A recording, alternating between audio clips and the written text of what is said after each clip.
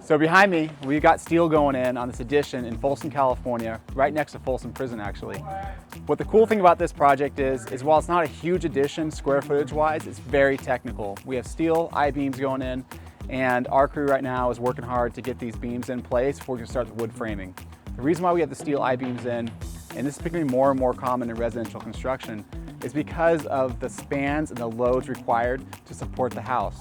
The homeowners didn't want the new beams to be exposed and drop down from their ceiling like you see a lot of times. So in order to conceal those beams up in the existing framing, we use these steel I-beams, which can support a longer span with a shallower depth beam. So the first step we have to do is get these beams in place and on site. Then we get all of our wood bolted on so we can nail to it. Right now those beams are going in. We've got the forklift going up, and they're getting that beam slid into place. There's actually 3 I-beams on this project to support the existing house.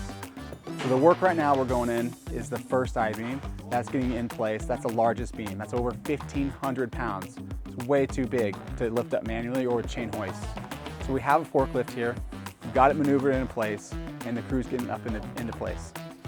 So what you're seeing going together right now is the beams in place. They're getting the wood framing in to support it, the cribbing, and that's going to keep that beam in place while we bolt it all together. It's really like a big erector set.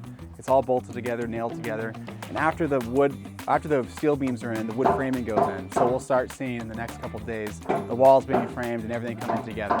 This is actually going to be a really nice space for the homeowners. We are taking an existing vaulted family room and adding a loft for a gaming room for the kids, and then pushing out the back of the house and adding a deck above.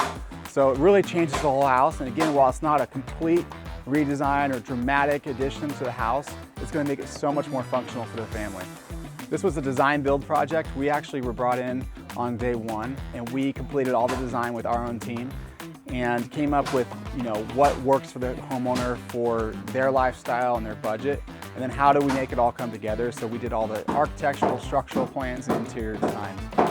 So follow along with us on this project and other ones on Instagram, YouTube, all our social channels. We're keeping this project up to date, and I'd love to show you guys the final product when it's all done.